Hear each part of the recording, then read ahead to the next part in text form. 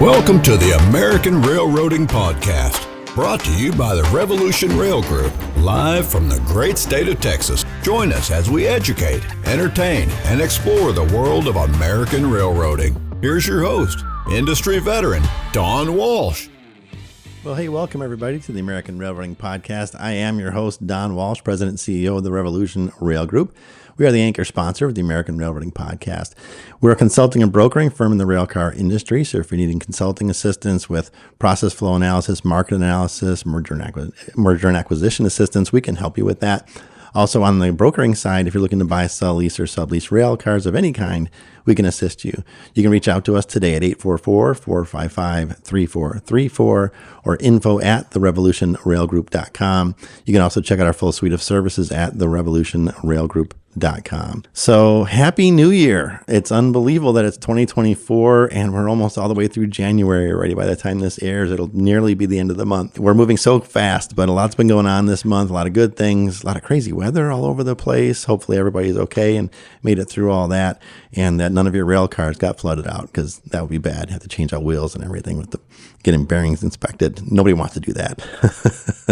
But thanks to all of you, all the listeners, all the viewers. And by the way, we've been getting a lot more viewers on our YouTube channel, so thank you for that.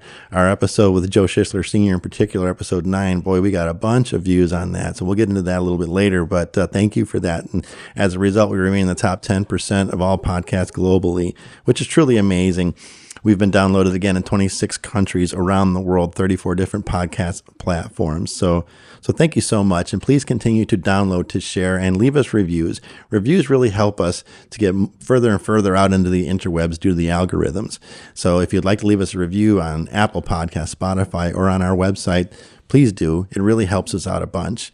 And if you liked what you've heard, you can also buy us a cup of coffee. If you go on our website, you look at the bottom left-hand corner, you'll see a little yellow coffee cup, and you can click on that. And you can buy us 1 cup, 3 cups, 5 cups, or 10 cups of coffee. And you can think of it as leaving us a tip for doing a good job. So if you like what we've done, please feel free to buy us a cup of coffee. Thank you, those of you that have, and those of you that will.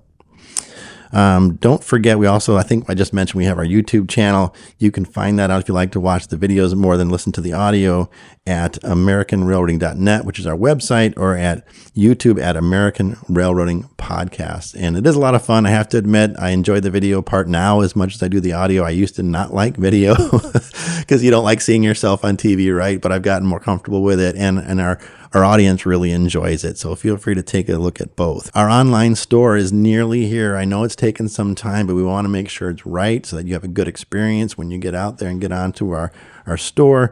We've beta tested all the way through now, so it's really neat. I think you're really going to enjoy it. We've actually ordered items now. We've had them shipped. We've had them received. So we've seen the whole process through from beginning to end, and it's really, really cool. There's still a few things we need to work out, but we're almost there. So I'm going to go out on a limb a little bit and say that we're really shooting for February, by the end of February, for the store to go live.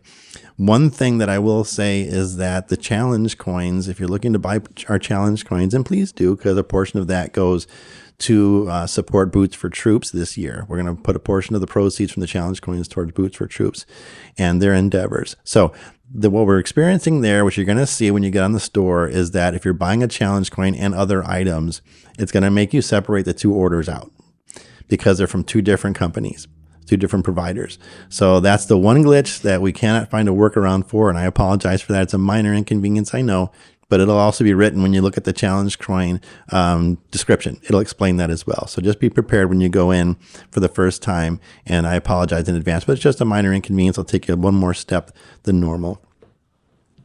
We are accepting sponsorships still for 2024, and it's really cool the way we've laid it out for people. So if you're interested in that, feel free to reach out to us at marketing@AmericanRailroading.net. Again, marketing@AmericanRailroading.net.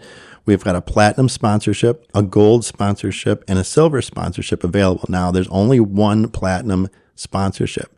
So if you want your company to be the biggest and the baddest sponsor of the American Railroading Podcast, heard about in 26 countries around the world, then let us know that you're interested, and we'll send you information on that, as well as the other options as well. But we're really excited about that, moving forward with sponsorships into season 2 in 2024. So don't hesitate to reach out to us again, marketing@AmericanRailroading.net. So I can't believe that season 1 has come to an end.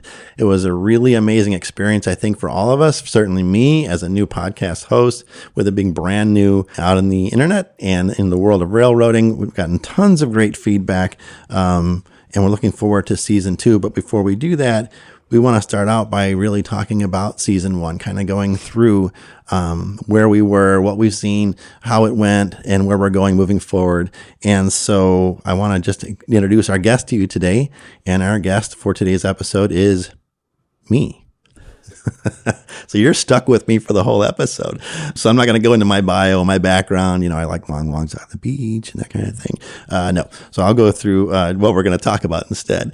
And I can't introduce myself, obviously. So we're going to bring in producer John. Say hello, producer John. Hello, everyone. How are we doing? Doing good, I think, out there in the interwebs. They ought to be. I know I asked them a question, but they can't answer me. They can. I think we got thumbs up across the board. Okay, there we go. Yeah.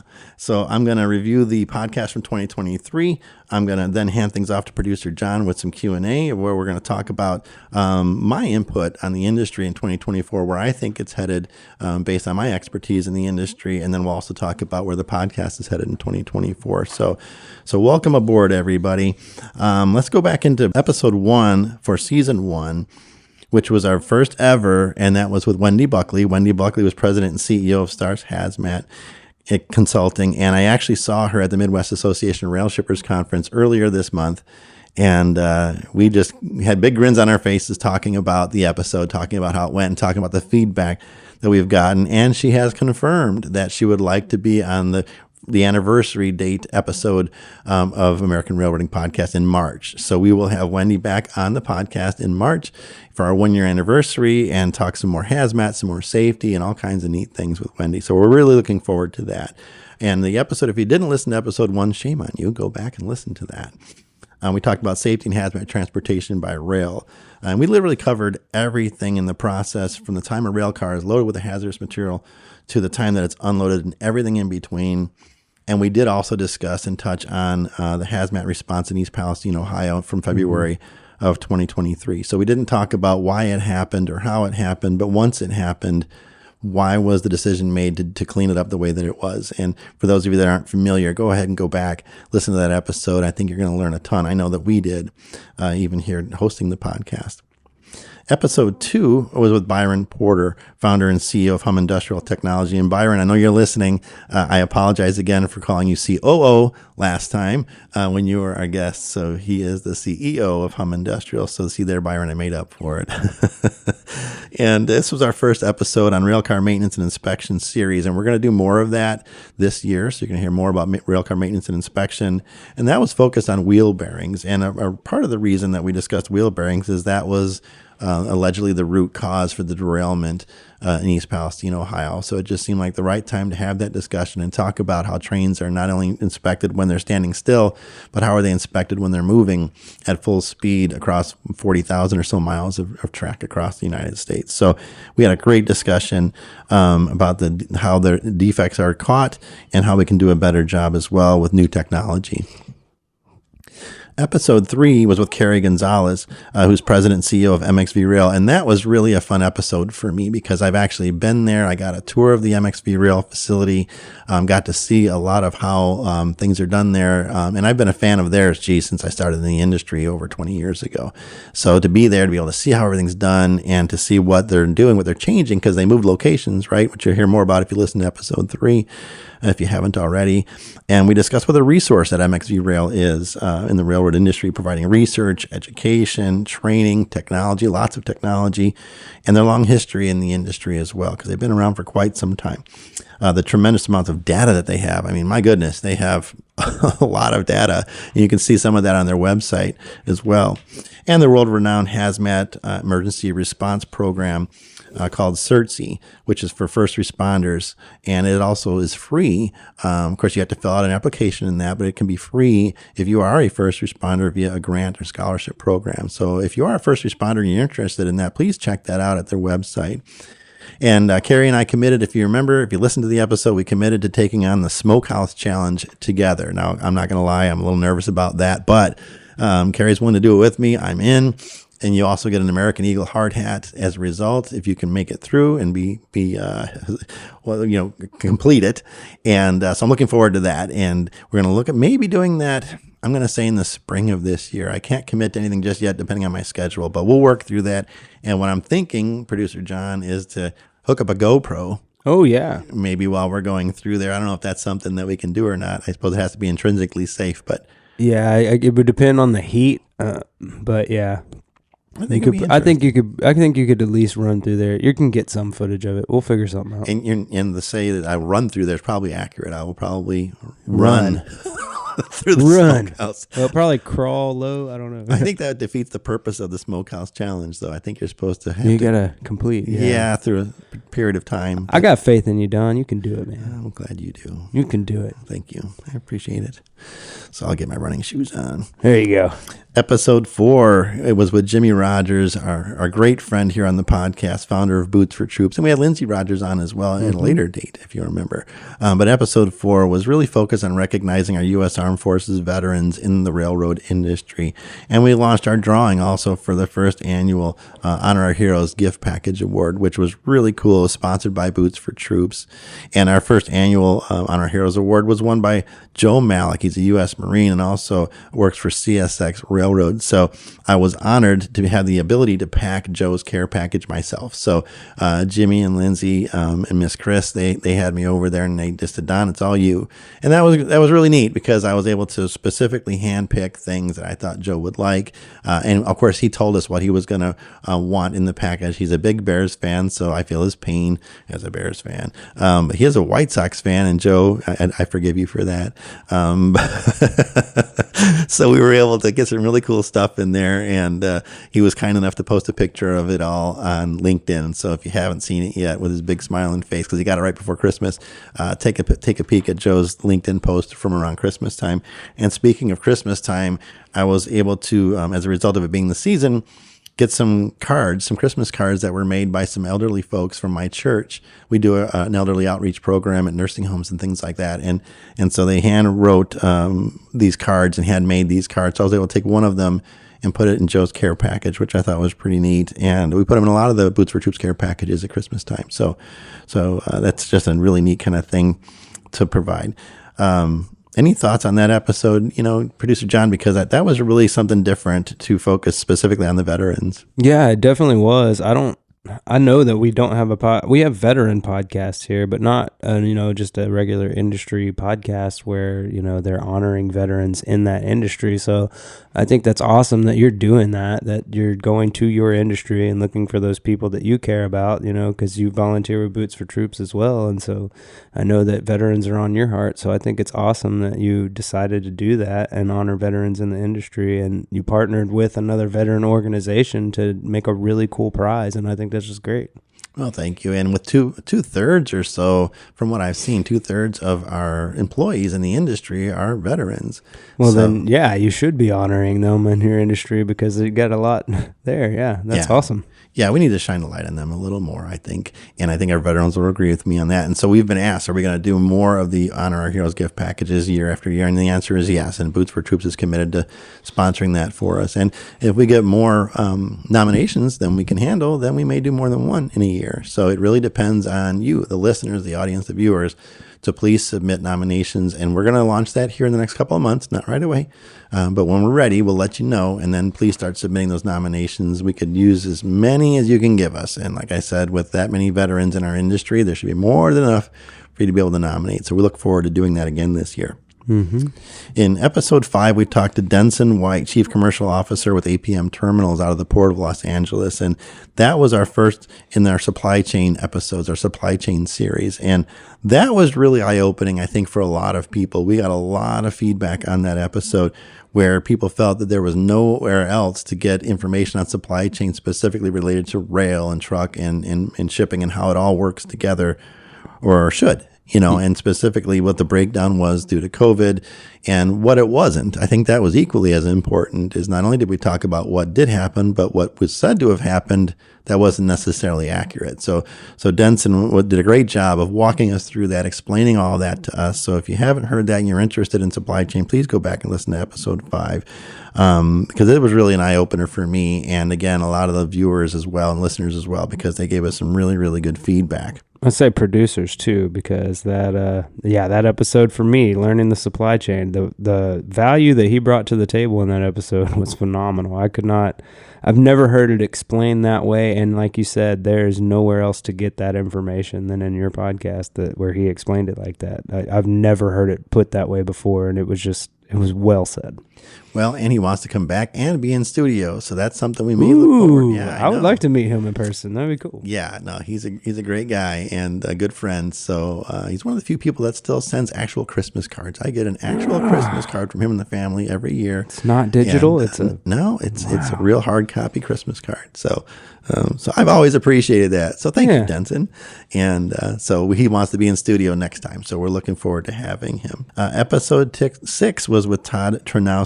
And Todd Tranowski was formerly chief analyst for rail and intermodal for market data for FTR. And I say formerly because he has taken on a new role.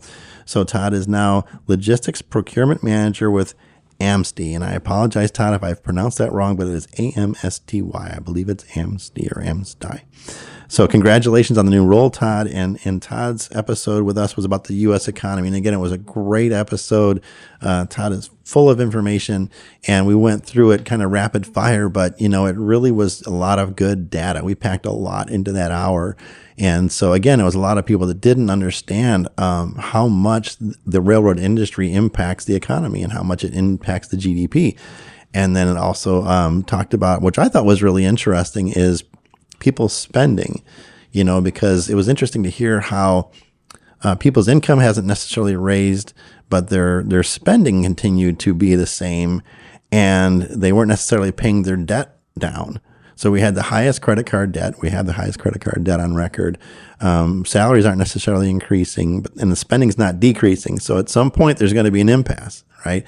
And so that was one of the big takeaways for me, is that, we really need to take a good look at how we're handling finances individually as well as a country, to make sure that we're not overextending, right? So that was a big takeaway for me, as well as what our role is as an industry.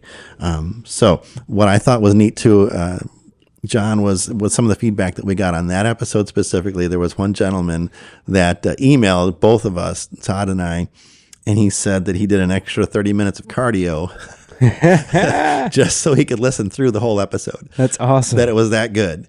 And I agree. And others said, hey, you got to have Todd back on. So we'd love to have Todd back on. We're going to look at having him on again this year. But yeah, and that's what we love to hear. And we'll get into some of the reviews later about the feedback that we got.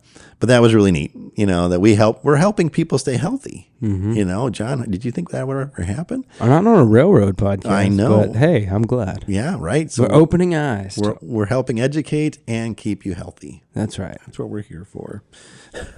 So if you haven't listened to the episode on our economy, please take a listen to that. I think you'll get a lot out of that. And then this was a fun episode, episode 7. I really enjoyed with Ted Johnston, GM of the Broadmoor, Manitou, and Pikes Peak Cog Railway. So Ted was a great guest, and I have been there multiple times. It is one of my favorite places to go in Manitou Springs, Colorado. So typically I had still have a customer out there in Pueblo, Colorado.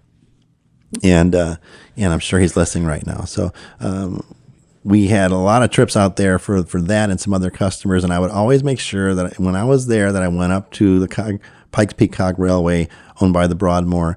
And so to be able to have them on the show and talk through and share with everybody else my love for it. And what was really cool was we had many listeners and viewers from that episode reach out to me and say, we've now scheduled a trip out there.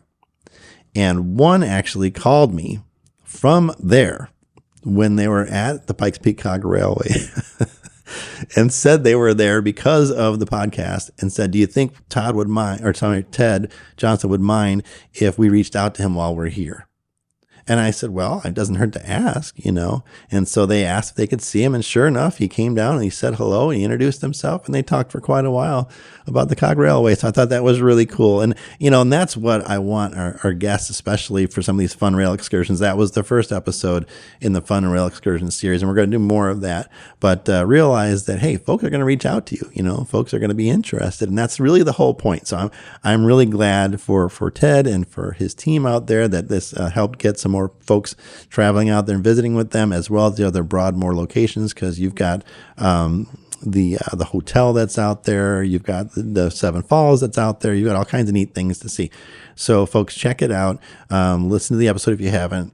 We also, on the video part, we included photographs from my trips, so you can check that out too. And I think you said, Producer John, that you've been there as well, right? I haven't gone up the Cog Railway, but I've been to Seven Falls and the Broadmoor and all that. Yeah. And Manitou is also one of my favorite places to be. I like that place. It's neat. And the Broadmoor Hotel is like nothing I've ever seen before. And it's got, at Christmas time, and I know I mentioned this on the episode, but when I was there the one time, it was a full-on, I guess it was gingerbread and chocolate locomotive with Santa hanging out the side. And I mean, it's obviously edible, so my mouth was watering, going, I'm going to eat that whole thing. Yeah. They wouldn't let me, but I was bound and determined. Probably would have spiked your blood sugar so bad. I'm guessing I would have passed out right there. Yeah.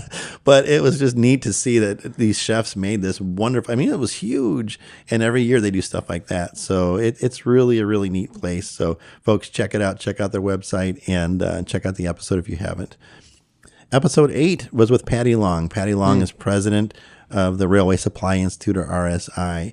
And I think that was neat as well. That was our second in the Rail Resources series. So we had MxV Rail as a Rail Resource series episode, and then RSI.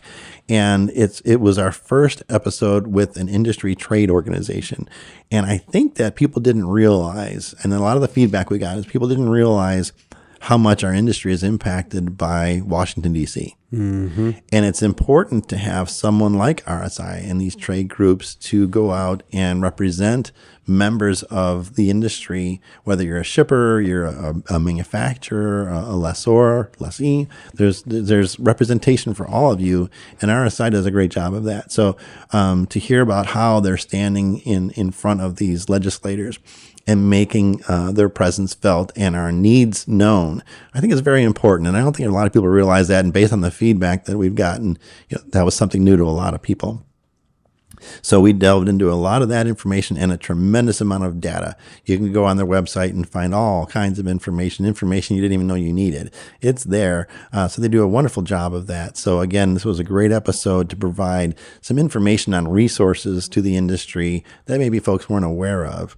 And episode 9, now this one spoke to me. Now this one was very, very important to me. This was Joe Schischler Sr., founder and chairman of Rescar Companies and All Transtech. So those of you that have heard my story going back to episode 1, he was the person that gave me an opportunity. He was the person that gave me really a foot in the door as a teenager. I was looking for summer work, and he allowed me to help him with work around his house. And then eventually I said, hey, you work on trains, right? And then he eventually let me start working in the shop in downtown Chicago, again, sweeping floors, little things, and then all these years later, it's come full circle. And so I think that, first of all, it was the Decision Makers episode. And we're going to do more of that because I really think there's folks out there, Joe Schischler Sr. being one of them, that many people may not realize the impact that they've had. And I think I said Decision Makers. I'm sorry, I meant Difference Makers episode. They don't realize the impact they've made on the industry and the difference they've made on the industry. So I really wanted to put that out there for everyone to hear his story and also hear, the success that came from some little idea, and I think it was a $3,000 investment, to where it is today and being one of the nation's largest privately owned railcar, in-plant services and mobile repair companies that there is. And then with All Transtech being who they are. And if you're not familiar, feel free to check out their websites as well. And please listen to the episode. It was just really something where a gentleman that's given 54 years of his life to our industry and dedication to our industry. I just thought it was important for people to hear the story And the feedback we got on that, and we'll touch on that here in a little bit, was really unbelievable. But you'll hear, too, in the episode, if you haven't listened, is that we offered him a Lifetime Achievement Award through the podcast. And you could tell he was taken aback a little bit by that, which kind of surprised me. I figured he had a bunch of awards over the years doing what he's done and being as involved as he has been over the years. And to the best of my knowledge, that was his first award. And that's honestly surprising to me. And it shouldn't be that way, folks. We need to do a better job in our industry. And I'm just putting it out there for whoever's listening that has the ability to do this. We need to do a better job of recognizing those that have really made a difference, that have been in this for 30, 40, 50 years. We do a very good job of recognizing newcomers. We do a very good job of recognizing fast risers and all those kind of things. But I don't think we do a good enough job of thanking those that have blazed the trail. And so that being said, I had flown to Chicago earlier this month in January to go to the Midwest Association of Rail Shippers Conference. So as we're on the runway now, I'm telling you, so many things were in my path to make this trip. And I had the award made, and I was taking it out there. And I don't think I told him I had it made already. I just said I was coming to visit. But I darn near broke my toe the week before I was supposed to go. And thankfully I didn't, but it was brutal. So I could barely walk. Then I got really sick. And that I don't get sick very often, so that was unusual. And so I'm thinking, okay, God, why? I'm going on this trip. I don't care what happens. I'm going, right? Then I get on the plane, hobbling on the plane. And as we're on the runway, and I've got friends in the industry that were on that plane with me, and they can attest to this, we're at full speed going down the runway, getting ready for takeoff, and the pilot slams on the brakes and throws us forward and then hangs a hard left. And I have flown for many, many, many years, and I have never experienced this in my life. And they come on the radio and they say, I'm sorry, but we had an alert that the front door came open. Wait, what? And this was like the day after the plane, I think it was in Oregon, where the door... Oh, where the window came open or whatever? There was two. There was one where the door popped off. Yeah, that's off, right, yeah. And landed in somebody's backyard, and thank God nobody was hurt. Yeah. The one you're thinking of was a window popped open, and a little boy's shirt was ripped off or something, or sucked like out the that, window. Yeah. So now that's in everybody's head on the airplane. And they're like, but don't worry, we're going to get this fixed. And they did. But in the meantime, for the 2 hours that it was being fixed, you're hearing drilling and everything going on. We're like, they're making holes in a perfectly good plane. Yeah. Which, of course, they weren't. But it's all going through your head and making you nervous. But they did a great job. So thank you, United Airlines, for all your hard work in getting that plane ready to go. And we got there safely, so we're all good. So shout out to you and your mechanics and everybody, and shout out honestly to the pilots for catching that and stopping so we could get it addressed. So that was all good. Mm-hmm. But it was a little scary, right? So then we get to Chicago, and this winter storm is coming in. So now we're two hours delayed in getting there, and the storm is getting closer. And I was bound and determined to get that award delivered. So I was able to get over to his home. I was able to give him his award and spend 3 hours chatting with him one-on-one. And I won't get into that because that's personal between he and I. But it was it was a lot of fun to spend time with him. So, and we do have a picture. So we had a picture that his wife, Laverne, was kind enough to take for us. And I did post that on LinkedIn. So anybody that has access to my account on LinkedIn or follows me on LinkedIn, please check that out. I wrote a little story about it, and the picture of the two of us. And also Rescar Companies has shared it, and Alltranstech has shared it now. And in the first 24 hours, just on my post alone, we've had nearly 3,000 views. Wow. Right. So Joe Schischler Sr. is getting a lot of love, and he deserves it. So so thank you, everybody who listened to the episode, who gave us your feedback on the episode, and also on LinkedIn. So, and I know that, John, when you were, because people can't tell probably on how we do this, but John is literally behind the camera. So when I'm recording, I can see him nodding his head or giving a thumbs up. And that was an episode that you gave a thumbs up an awful lot, and smiled an awful lot. So I think you enjoyed that probably as much as I did. I think so. It was cool for me to get to see you experience that, if that makes sense. Get to see someone see their mentor at a later state. Life has happened. We've gone and done it, and just to see you catch up with him and talk to him, and the wisdom that he brought was just incredible. Yeah, it was a full circle moment for me, for sure. And glad we did it. Me too. And we'll be doing more of that. So and it is decision maker or difference makers. I did it again. Difference makers. And they make decisions too, right? Because that's what makes them a difference maker. But it's the Difference Makers series that we're going to continue with this year, and we'll have some pretty cool guests on regarding that. And then last but certainly not least was episode 10 with Tony Hatch, where we talked about the 2023 railroading year in review. And Tony is a senior Wall Street analyst and just a great guy, one of my favorite speakers. I did also see him at the Midwest Association of Rail Shippers, or as he calls it, Mars, because you feel like you're on Mars in Chicago in January because it's so freaking cold and barren. But the hot dogs are great. I did stop at Portillo's, so shout out to Portillo's. But in seeing Tony, he was excited to have been on the show and really enjoyed being with us. And if you haven't listened to it, please listen to it. It is a good hour of rapid fire covering of all kinds of stuff related to the railroad in 2023. And we covered a ton of ground, and that shouldn't surprise anybody because Tony is known for covering a lot of ground in a short period of time at these conferences.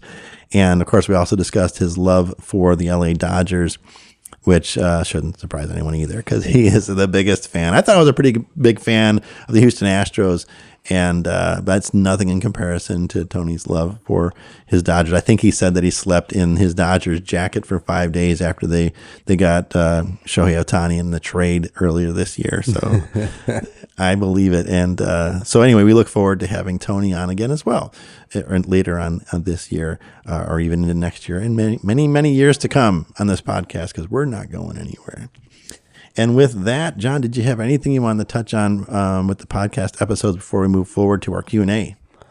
I just want to say that, taking on a railroad podcast, I've always been interested in trains and stuff, but really had no idea how the industry actually worked until working on this podcast. And, finding out how, the railroad is integral to our shipping, that. You just kind of do if you have any idea what the railroad is. But seeing y'all break it down and what actually goes into it and all that is really kind of giving me a whole new respect for the shipping industry in general and the railroad industry. And I really just want to go on a passenger train worse than ever now. And that's awesome. And, it's funny you say that because I have people from church and people from the community and just people in the airports. I actually have a T-shirt that I wear through the airports that says, "Ask me about my podcast." Yeah. And surprisingly, people actually have heard of the podcast or have listened to the podcast. And even if they haven't, the first thing they ask me is, how do I find out about a passenger rail excursion? Everybody wants to do it. And I know there's a bunch out there, and I don't want to say them off the top of my head because some of them may have changed over the years. But there's ones that run through the Smoky Mountains. There was one in particular that runs through the Smoky Mountains, goes to Washington State, and then you can take a cruise ship from Washington State to Alaska and go whale watching. And then you can either take the route back home or fly home. That's been many years since I checked that one out. I didn't go on it, but I was researching it about a trip for myself. So I'm glad to hear that. I really am. And that's, you're not alone in that. There's a lot of folks that really have learned. And that was really the idea, is to be educational and entertaining as well, but to be educational and inspire people because, and also to inspire people to want to be a part of our industry because we need more, young blood. You got to get the young blood in there. We need the next generation to be excited about what we do, And what's interesting is when people join the industry, they become excited pretty quickly because they see what a family it is. And it is. I mean, we are a very tight-knit community. And even though it's a large one, everybody is just so welcoming and so supportive. And I don't care if you're competitors. When I got laid off from a job at GE, we had a 20% cutback. And that was just the nature of the beast at the time. I think it was 2008 when the market crashed. And, people that I competed against for bids and other things like that reached out and said, "Hey, send us a copy of your resume. We want to make sure you stay in this industry." And so you feel that. And I think maybe some folks felt that throughout the episodes, the relationships, and it's for real. So anyway, we want to encourage folks to be a part of the industry as well if you're interested, because it's certainly a great place to achieve a heck of a career. So I guess it's time, John, for us to jump into our questions for Q&A. All right. Well, Don, what are some things that we learned in season 1? Well, I think it's interesting. I think that one of the points I was trying to get across with the episodes, certainly the first 2 episodes, was there was a difference between what we were hearing in mainstream media and what some of the reality was, right? Mm-hmm. So I think that, and I know just based on feedback that we've gotten, was some of the things we learned was that the railroad industry is actually very safe. Mm-hmm. The failure rate is about 0.001% in the railroad industry. And so therefore it's a lot safer than people were led to believe.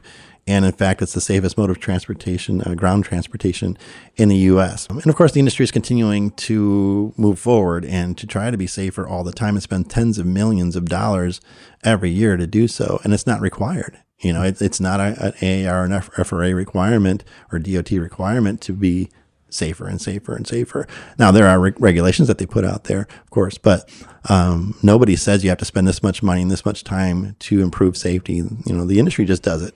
So even as safe as we are, we can still be safer, and everyone knows that when everyone's trying to achieve that. So I think we learned that in season 1.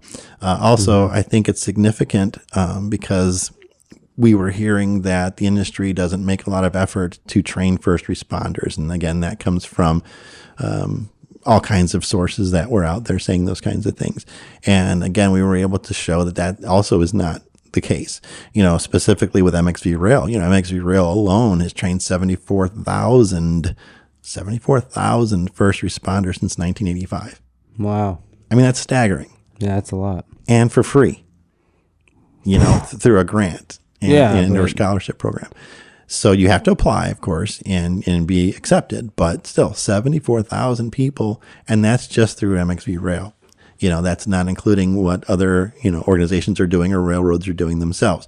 So clearly, that's something we learned, is that there is an awful lot of emergency first responder training going on, and that you can do more of if you're interested in it yourself. We also learned about the industry's impact on the economy, with over 700,000 people in our industry. That's a huge impact on the economy, because they're all generating revenue, and they're all paying taxes, on their particular income. So 700,000 people is a huge impact on the economy. And we got more into that in some of the episodes. So folks want to dig back into that. I won't bore you with all the details, but that was a really big number for me, 700,000 folks, And then we also learned, and we mentioned a little bit earlier, about how many U.S. Armed Forces veterans we have in the industry. That number surprised me. I had no idea that it was basically 2/3 of our industry is U.S. Armed Forces veterans. And again, I think we need to do more for them and to give them their recognition. But I thought that was pretty neat. So those were kind of the bigger takeaways for me anyway, and a lot of the folks that listened as well. Yeah, I agree. I think one of the biggest takeaways for me from the year was finding out how that supply chain really works with the trains, and finding out that there's regulations in place that kind of don't make sense to me. Maybe they do to someone somewhere, but not to me at the moment. But, that the fact that we can ship things by truck but not by rail doesn't make sense to me. And so that was one of the most eye-opening things that I learned this year on the show. And, you were talking about some of the audience responses. When you got into the Cog Railway earlier, you mentioned that they went and asked for Ted to talk to him at that place. And so that could be considered an audience reaction from the show. So what are there any moments like that happened for you this year that you'd like to share? Some good audience reactions? Yeah. Everywhere I go, every conference, every industry event, it is such a warm response on the podcast. And even folks that I don't know that have listened, that will leave a review on the website. So if folks want to go to the website at AmericanRailroading.net and click on reviews, they'll see them. A lot of what we get is, I didn't know that. Mm-hmm. They could be seasoned railroaders like me, and there's some nugget or tidbit in each episode they didn't know about. So I think that's really cool. That was really the goal, was to educate as well as entertain, but definitely educate. And so people are learning a lot. And then there's very sensitive moments, like with the Joe Sr. Episode in episode 9. I did not truly expect the volume of responses we got in that episode because, you know, after 54 years in the industry, a lot of people have come through the front doors of the company and worked for the company over the years, or, you know, vendors or suppliers or, you know, different folks in different aspects of the industry that have met him over the years. And I actually had one young lady come up to me at a Christmas luncheon here in Houston, an industry Christmas luncheon, and say that she actually cried watching the video because she had so many good memories of that company. So those were amazing responses. And the responses that that the industry now has a voice. Yeah. That's really neat. I really enjoyed people feeling that way, because that was really one of the points as well, is that in creating the podcast, I felt that we did not have a voice, that there was nothing out there really speaking for us as an industry, whatever part of the industry you're in. And so that was one of my goals as well, was to have people feel a sense of pride in what we do, you know, because, man, we get beat up a lot, you know, when especially when a train derails. And nobody wants that. And everyone will say that none of us want that, you know. And we've talked about the statistics, and we've talked about the money being spent to continue to improve safety. So we're well aware that we're not perfect, but we're sure doing pretty well compared to other industries. But that's neither here nor there. We know we're going to continue to improve and always be moving forward. But we didn't really have a voice. This is truly the first podcast of our industry. You know, there's been other blogs and vlogs and things like that. But that's one of the things I hear as well is, you know, thank you for giving us a voice. And but it's always a warm response. And that's such a blessing, you know, when you're trying to be creative. And I love creating things, if people haven't noticed in my career. Anyone that knows me well knows that my mind is always going and I'm always thinking of new things. But when you are creative, you open yourself up to, you know, what people truly think. And so I'm very grateful that people are enjoying it as much as I am. Yeah, that's awesome. What's some feedback that you've received from the audience as to what, you know, they're asking what's coming for season 2? So what can we tell those guys? Yeah, so, you know, technology is one of them. Folks really want to hear more about technology. And so we're actually creating a series called Tech Talk. And I know it's a little bit of a tongue twister, Tech Talk. But we're going to be putting some episodes out this year in the Tech Talk series to focus a little bit more on technology, because there really is a lot of it. I know that we're an industry that's been around for 236 years or so. But there is a lot of good technology out there as well. So we were going to focus more on that, give a little bit more of a spotlight to folks in technology. And then you're also going to be hearing a little bit more from me, because for whatever reason, our listeners and viewers seem to think that they want to hear more from me at times as well, which includes my stories and experiences. Because when I am at these conferences, people always want to hear something that I have to say. And I'm grateful, you know, because I've been around a long time and I've seen a lot of good things, bad things, crazy things. So wouldn't happen to want to share any of those stories right now, would you? Oh, gosh. Well, so one that came to mind when I was in Chicago recently for Mars, visiting with everybody there. I grew up there as well. Oh, okay. And so I did not realize that, Don. Yeah. I grew up in the Chicago area.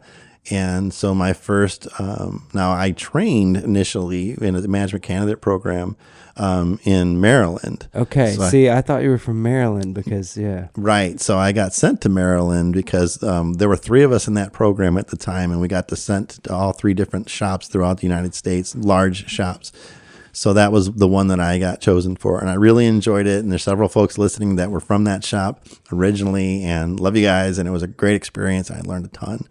But yeah, so I was born and raised in the Chicago area. And so I ended up going back there as a plant manager of a railcar repair facility.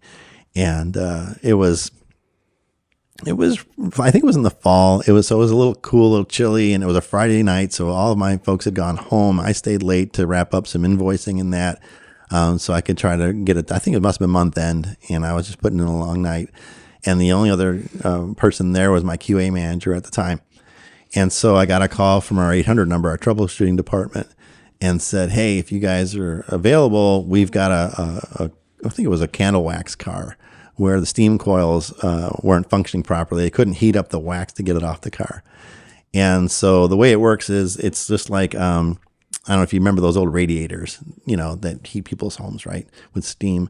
It's the same concept. So you have these coils wrapped around the exterior. So you got a tank jacket and then insulation, and then these coils are around the actual tank shell on the outside.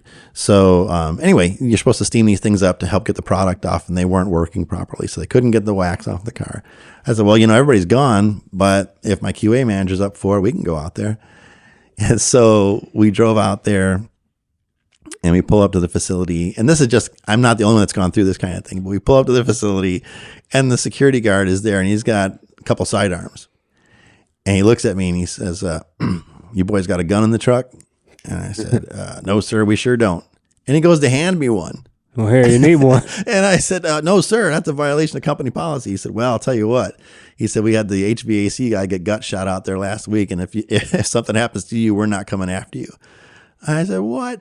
So the facility, it was adjacent to a storage yard, a railcar storage yard. Yeah. And there was an alleyway you had to go down to get to the rail cars to fix. And there was one way in and one way out. So there was you had to back that thing up to get out of there. And once you got down there, so if all hell broke loose, he said, I'm going to leave the side door open to the building and you just got to crawl for it. And so I looked at my QA manager. He looked at me and we're like, well, we're here now, Yeah, so might as well give this thing a try. And so it's me driving the dually, and I got the air compressor behind me, and I am not the best at backing anything up, and I actually pulled down there head first because of the way the rail cars were. That was the best to get to the air to the coils. And we get down there. It was within a few minutes, man. I heard pop, pop, pop, zip, zip, zip. I'm like, nope. Now, I don't know if they were shooting at me or just shooting in my general direction, but that was the first time I got shot at, and I had planned on making it the last. Yeah. So we got in that truck, and that was the best I ever backed up a trailer in my life. I was very, very proud of myself. Awesome. At full speed. And so thankfully we were both fine. We both got home safe. But, it's that kind of thing that happens out there sometimes. We don't realize I think most people don't realize that the jobs that we do in mobile repair and a lot of that kind of stuff, it's not in, an urban or a residential neighborhood. Right. It broke down somewhere. It's always some heavy industrial spot. So it's a dangerous job. I've enjoyed every minute of it, but that's one of the crazy stories. And another one, thankfully we walked away from this one, obviously, but it was a facility that handled butane, propane, it was a refinery out on the East Coast. And this was crazy. So this was a butane car where one of the load valves wasn't operating properly. So we had to go out and redo what they call the packing. And so it was me and a good friend of mine who I'm still in touch with today, many, many years later. And we went out there, we did the packing, put everything back together. It was good to go. And the loader asked us to stick around while he pressured the car up, make sure it was okay. Well, unbeknownst to us, he cross-threaded the load line. So when he pressured that thing up, that load line came flying off of there and just whipping around. Darn near took our legs out multiple times. And so they were both, the two other guys, the loader and my partner, they were stuck in what we call like the crow's nest on top of the tank car, right? So they couldn't get out of there. I was close to the shutoff, the emergency shutoff for this apparatus. So it's a big red button that says stop, right? I did a Superman. I jump the railing and fly and smack that button, shut everything down. There's sirens going off. There's lights going off. It was crazy. But that stopped it. And thankfully we were all okay. We were covered in butane, but it was okay. But it's that kind of craziness. If we had our cell phone on us, which thank God we knew better and we kept our stuff in the truck, but just a call that came through could have potentially ignited something and caused really bad things to happen. So, but what's funny is we had a procedure policy that we weren't to touch customers' equipment.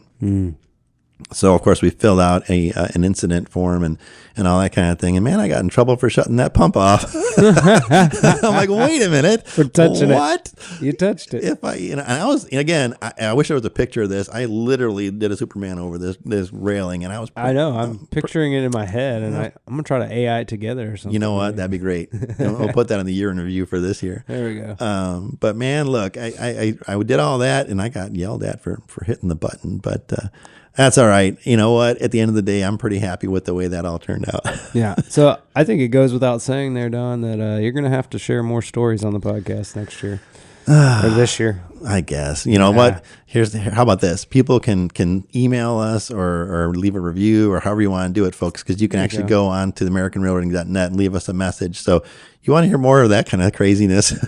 There you go. We've got more. Awesome. Yeah, you're going to have to share some of it. Oh, goodness. Well, hey, I made it this far through all that nutty stuff. But yeah, sure. Hey, I'm up for it. Awesome. That sounds great. And, in the sharing about your experiences, you don't really toot your horn that much about as, president and CEO of the Revolution Rail Group. So you want to talk a little bit about your experience and expertise in the rail industry? Sure. Yeah, I'd love to. Basically, I started out on the repair and cleaning and paint and lining and all that kind of fun stuff side. So it was a part of a management candidate program. I know people have heard me say this before. And so I literally had to learn every aspect of the industry from the ground floor up. So from a laborer on up to a welder. I did a lot of track maintenance and repair. I actually became a certified track inspector. There was a course. Several colleges have courses now, but at that time there weren't that many. But I went to University of Wisconsin-Madison for a track and bridge maintenance course, which was kind of fun. And so literally everything from that position on to every role in the facility and on to plant manager and then eventually assistant regional and stuff like that. So I had to learn everything to do in a shop, in a cleaning facility that anybody else would do. And I had to become certified in everything everybody else did. So I wasn't shadowing anyone. You literally had to do the job as proficiently as them or you couldn't move forward. So that was great. That was a total blessing. I'm glad I had that experience. And it really allows me to this day to have conversations with both folks on the railcar repair shop side of things, as well as our customers. Because our customers that own rail cars, they don't know that much about them. And that's okay. I mean, they're not supposed to. That's what we're here for. So I'm able to help folks on both sides of the table. And then on the leasing side of things, it's really interesting. So one of my largest customers, as I was a plant manager in a railcar repair facility, was GE. And GE reached out at one point and said, hey, we know your niche is tank cars, which I know all railcar types, but I specifically focus on tank cars because people were scared of them. For whatever reason, they just didn't want to mess with them. So I saw that as an opportunity for me, and I really made that my focus in learning as much as I could about them and just everything to do with valves and gaskets and O-rings and linings and different things and all the regulatory compliance, and started going to the AAR tank car committee meetings and stuff. So I did all that intentionally to learn as much as I could about what I thought was a niche. And that actually got me the opportunity with GE, I believe, And so I learned a lot there from a maintenance manager role where I was reviewing all the estimates coming in from shops, So I went from submitting estimates to railcar owners to being a railcar owner, reviewing the estimates. And that's a good full circle to go there, though. I think it gives you some perspective on both sides. And it was interesting because the shops hated it. Because they were used to folks looking at estimates and things that didn't necessarily always do, they weren't that familiar with them. But hey, it was great. And then I went on to equipment manager. So actually looking at the tank car fleet for G, which I think we had 30,000 tank cars at the time. And so it was my role to, as sales would bring in opportunities, it was my role to ensure that we had suitable tank cars for the opportunities. And when I say suitable, and people are going to laugh at this because they've been through this, right, as a shop. Not every tank car is suitable for every service. They don't all have the suitable valves for what you need, whether it's asphalt or, corn syrup or molasses or what have you. And they don't all have the proper coatings, or maybe they don't need a coating, you know what I mean? And interior coils versus exterior coils, all that stuff matters. So that was my job to make sure we had suitable cars for whatever opportunity they had, and then work with the shops to get all the estimates put together, pricing put together, so we can get the customer an actual accurate quote. And then after that, when the market, we talked about earlier, market crashed and many of us were included in a layoff, I ended up going to work for a shipper. And so I got to help them create all their SOPs and work with the unions and that and heal some relationships that were damaged there. And because that's important. Relationships are incredibly important in this industry to help through processes and efficiencies. So, and then eventually years later, started getting calls to help folks with their process flow. And eventually got a call from a private equity firm being hired to create a startup railcar repair company from scratch. So you can see kind of the process I've gone through in my career, which a lot of it was intentional. I wanted to learn as much as I could to be as much of a valuable asset as I could on the railcar repair, cleaning, maintenance, as well as the leasing side. And so here we are today. The Revolution Rail Group is really a combination of all of those things in a resource, and that's really how we look at ourselves as a resource for the industry to help others. Yeah, I'd say you definitely are a resource to the industry and an industry expert. And one of the things I'd like to do right now is take a moment because this is something we've been asking all our guest experts on this show. What do you see changing in the industry? And I guess specifically in 2024, what changes do you see, maybe specifically on the leasing car side? Yeah, so it's interesting. I really don't see major changes on the leasing side. And there's a lot of reasons for that. One is the cars are so highly utilized. We have one of the highest utilizations that we've had in my career. And prior to this, like during COVID, people were scrapping cars by the hundreds, maybe even the thousands. So we started eliminating cars, and then all of a sudden we needed them again. So, and coal cars are a perfect example of that. We had so many of them that we were trying to get rid of for pennies on the dollar, and trees were actually growing up through between them because they've been sitting in storage for so long. And the next thing you know, people couldn't get them fast enough because suddenly we needed another energy resource, right, to power our electric plants for all these things. So, it's interesting. So we're also not seeing, I don't think we're going to see as many new car builds. We are seeing new car builds, obviously, and we're going to continue to build new cars, but not like the pace we had been at in the past. And a part of that, I think, is the interest rates. Interest rates are higher than they've been in quite some time. So it costs more to borrow money. And then it also costs more to build the cars. Labor's costing more than it did pre-COVID. Steel costs more than it did pre-COVID. So parts are costing more. So the overall rail car is costing more. So, and then we're also seeing leases. The leases themselves, you could get a 1 or 2 year lease all day long, for the last several years. And now, I've heard car owners ask for, especially on a new car, 10-year leases, which is unheard of. So I do think that we're going to see longer leases, maybe it's 3 years or 5 years, not necessarily 10 years, but longer than we had seen.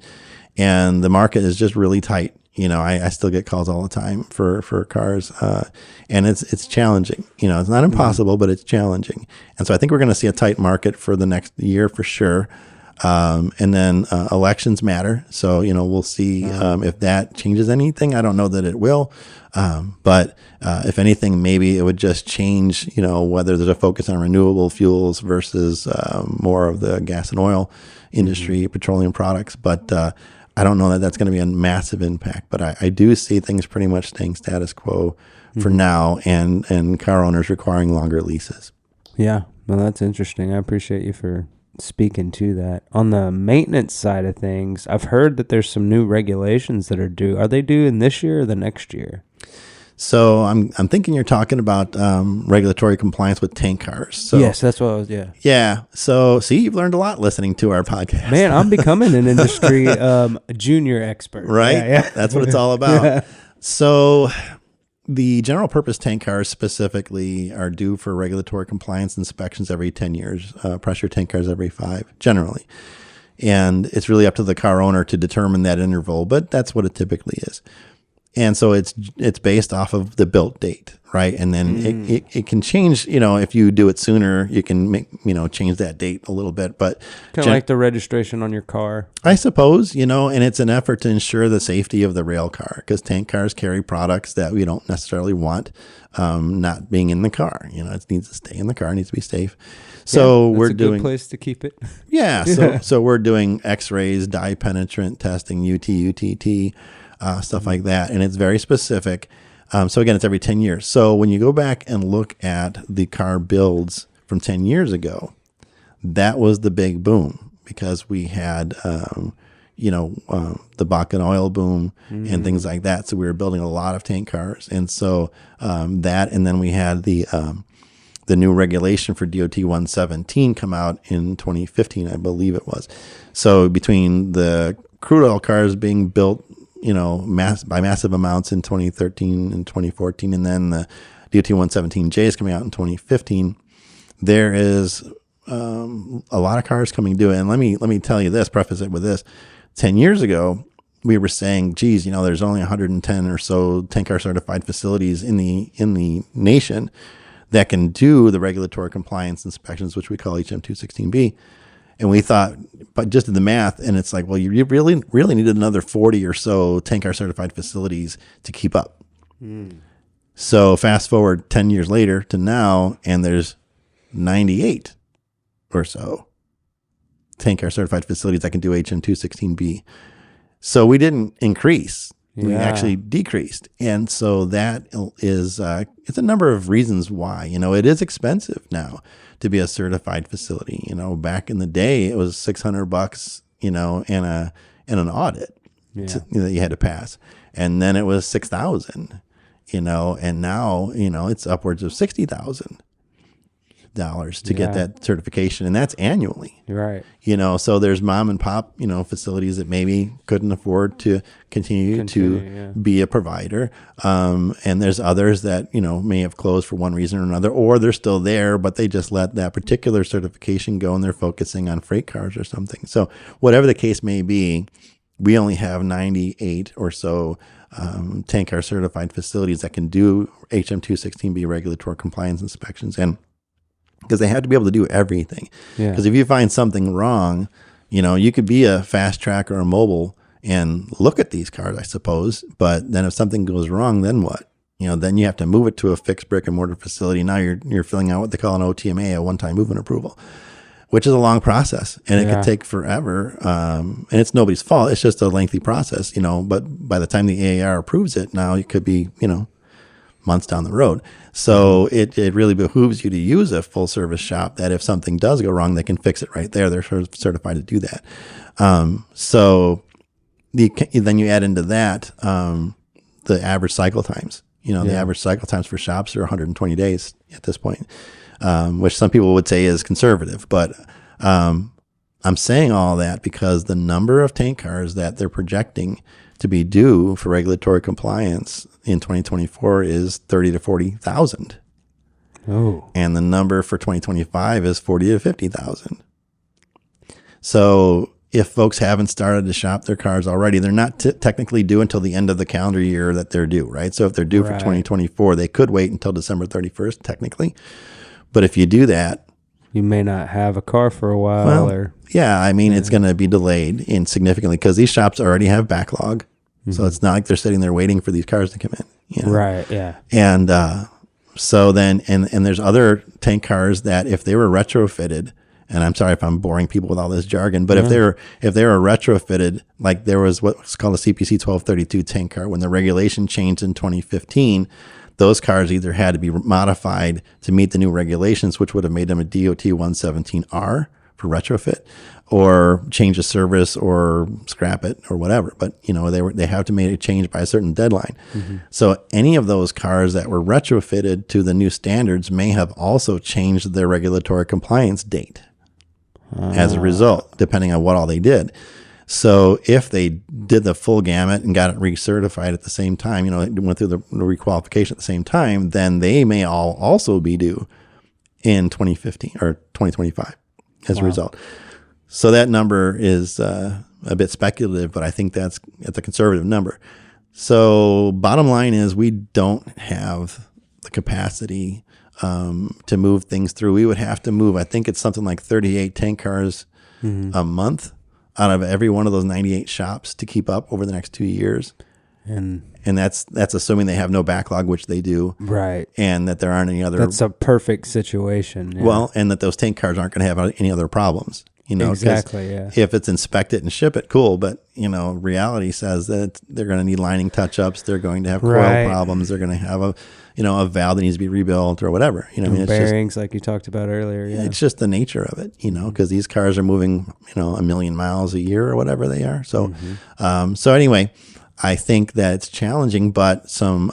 Well, you want the cars to be safe too, so it's a good thing. But I see where you're coming in. Like, if you got tank cars in 2024, you better be looking at getting those maintenance in proper times, because you could find yourself in a tough spot and having to call Don and pull a Hail Mary. Well, and I'm hoping that most folks planned for this. A lot of folks did, and we have a very, very smart bunch of individuals in this industry. But I'm just saying, to be realistic, these cars are going to take some time to get through. And moving forward, any investors that are listening out there or whatever, we do need more tank car certified facilities. So we need to continue to grow. We need to, as an industry, we need to continue to look at opportunities for growth and efficiencies. I've said this for years and years and years to my staff at facilities. It's a relay race. If you remember as a kid running relays, whether it was in gym class or track or whatever, right? You pass that baton to the next department. And if that baton drops and hits the ground, everything comes to a screeching halt. So it's very important to look at your efficiencies. And some of them you can't handle. You can't have control over, I should say, because it involves, the customer having to do something, or a part supplier having to do something. And if there's delays on those ends, then obviously there's only so much you can do. But efficiencies matter. So there are things we can do there to help some of this. And planning, as railcar owners, you can also reserve shop space. A lot of companies will do that. So, they can talk to those companies and say, hey, do you guys reserve shop space? If so, how do I go about doing that? And it's probably going to include a volume commitment of some kind. But those are just some things that folks could do to try to help, with their fleet. Yeah. Yeah, definitely. No, that's awesome. I'm glad that we took a moment to give you a chance to be the expert here, because you don't talk that much about what you know and your knowledge. You give little snippets here and there, but you really give way to your guests, which is also awesome, because when you got an expert, you might as well let them talk, right? But I think you're right. Coming up in season 2, you should tell a few more stories and get a little more into your expertise. So speaking of season 2, what's in store? What do we got? We have, and I can't give it all away. Well, yeah, don't tell them everything. No, because you might have somebody out there that's, the next blossoming podcaster. That's right. So we don't want to, and I welcome that, but we don't want to give away all of our guests. But we have some really, really cool guests coming up, which includes folks within the regulatory world and some decision makers in the regulatory world, which I'm really excited about, who have agreed to come on. Some folks within the linings and coatings world, which we haven't talked about at all. I think that's important to shed some light on how that all works and the importance of it all and what it's meant to do. We're talking with folks within the government. We actually have some folks that are either Congress folks or senators. And so I don't want to give it away, but they've agreed to come on and talk about different ways the regulations are and funding affects what we do. So I'm really excited, and railcar manufacturers have agreed to come on. So we're going to see a lot of more of a broad even scope than we achieved in season 1. And then we're going to have a lot of fun as well, because there is an organization, again, I don't want to give it away, but that a lot of people don't know exists, that I've reached out to, and they've agreed to come on as well. So we're going to have a lot of things. Some surprises in store. Yeah, for sure. Especially at Christmas. You and I talked a little bit about some ideas that I had for the Christmas episode in 2023, but we didn't have a lot of time to pull it off. But I think in the holidays this year, it's going to be some fun stuff too, and some surprises there as well. I think I'd have fun doing that. Yeah, I'm excited. What conferences are you going to go to this year? So there's a bunch coming up, but the next one is going to be the Midwest, but I just had that one. Yeah. The Southwest Association of Rail Shippers Conference, so SWARS. And that's going to be right here in Galveston. And so I'm looking forward to seeing everybody here in my backyard, March 5th and 6th. So I will be here in Galveston, March 5th and 6th for the SWARS conference. And I will, again, have some challenge coins with me. So I know that there's folks that were disappointed they didn't get challenge coins at the Mars conference, but don't be sad. I'll have some more with me. I'll bring them with me for SWARS. Make sure you get a hold of me, tap me on the shoulder, and I'll have some to give out. Awesome. That sounds great. And anything else you'd like to share before we wrap up this episode? About everything? About everything. Yeah, I was thinking about season 2, but really it's about season 1 as well. Season 1 and season 2. Yeah, I figure this is our 2024, what's ahead? What are we looking forward to this year? Gosh, I think I just want to thank everybody again for the success of season 1, all of our guests, our future sponsors, because there are sponsors coming on board this year. Excited about our new series like Tech Talk that we're going to be addressing. And I think we're going to try to do some remote stuff, which will be fun this year as well, especially like that smokehouse. If I die, it'll be on GoPro. So, we'll have that. It's going to be traumatic to edit, but all right. You'll be all right, man. At least you can get to keep the Eagle Hard hat, in my memory. Thank you. But no, I think, all in all, that's really, we just wanted to make sure we circled back with everybody, kind of caught up on everything. Hope everyone had a happy holidays and excited about the new year. It's already off to a running start. Geez, we're almost in February. Yeah. And so that's about it. And other than wanting to recognize our anchor sponsor, as we always do, the Revolution Rail Group. So again, if you're needing consulting or brokering services, please reach out to us at 844-455-3434 or info@therevolutionrailgroup.com. And again, you can check out our full suite of services at therevolutionrailgroup.com. John, before I go on with our closing, is there anything else that you wanted to share with our audience? Thank you guys for listening. Keep it up. Share it. Review. That's right. That helps us a ton. So please do that, folks. Please share. And our online store will be live here soon. So thank you for all your patience. We just want to make sure it's perfect for you and gives you a good experience. But it looks amazing. We're going to get that off the ground here soon, and hopefully by February. Stay tuned for our next episode in February. We're really looking forward to that. I can't tell you who our guest is yet. It's a secret. And God bless. Make it a great day, and we'll see you next time. Thanks for joining us on the American Railroading Podcast. If you've enjoyed what you've heard, please subscribe to the show on your favorite podcast app. And if you have a topic you'd like us to cover on a future episode or want to support or sponsor the show, please visit our website at AmericanRailroading.net.